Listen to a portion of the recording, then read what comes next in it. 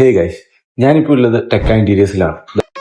അതായത് ഒരു complete interior manufacturing unit. ഒരു ഇന്റീരിയർ മാനുഫാക്ചറിങ് യൂണിറ്റ് എന്ന് പറയുമ്പോൾ നമുക്ക് ഒരുപാട് ഡൗട്ട് ഉണ്ടാവാം. ലൈക്ക് എന്താണ് ഒരു മാനുഫാക്ചറിങ് യൂണിറ്റ്, അല്ലെങ്കിൽ ഒരു കാർപ്പൻട്രി വർക്ക് ഒരു മാനുഫാക്ചറിങ് യൂണിറ്റ് തമ്മിൽ എന്താണ് വ്യത്യാസം? ഒരു നോർമൽ പേഴ്സണിനെ സംബന്ധിച്ചിട്ട് ഒരുപാട് ഡൗട്ട് ഉണ്ടാവാൻ ചാൻസ് ഉള്ളതാണ്. സോ ഈ കാണുന്നത് ദ ഫാക്ടറി അല്ലെങ്കിൽ different types of machines. So ഒരു കാർപ്പൻട്രി വർക്കും ഒരു ഇന്റീരിയർ വർക്കും തമ്മിൽ, ലൈക്ക് ഒരു factory made in house manufacturing യൂണിറ്റും തമ്മിൽ ഒരുപാട് ഡിഫറൻസ് ഉണ്ട്. സോ അതൊരു അവയർനെസ് എന്നുള്ള രീതിയിലാണ് ഞാൻ ഈ വീഡിയോ ചെയ്യുന്നത്. So at first and foremost ഒക്കെ ജസ്റ്റ് കുറച്ച് കാര്യങ്ങൾ പറയുന്നെങ്കിൽ, ഒന്ന് the finish and the quality of the product. ഒരു ഫൈനൽ പ്രോഡക്റ്റിന്റെ ഫിനിഷും ക്വാളിറ്റിയും ഈസ് എൻറ്റയർലി ഡിഫറെന്റ്. സെക്കൻഡ് നമ്മൾ പറയുകയാണെങ്കിൽ നമ്മുടെ ടൈം കൺസ്യൂംഡ്. ആൾക്കാരെ സംബന്ധിച്ചിട്ട് ഫൈനലായിട്ട് ഒരു വീടിന്റെ ഫൈനൽ ടൈം, ലൈക്ക് ലാസ്റ്റ് കുറച്ച് ഡേയ്സ് ആണ് ഇന്റീരിയേഴ്സിന് കൊടുക്കുക. ആ ഒരു ടൈം സ്പാനിൽ ചെയ്ത് തീർക്കാൻ പറ്റുന്ന ഒരു പരിപാടിയാണ് നമുക്ക് ഇവിടുന്ന് ചെയ്യുന്നതാണ്.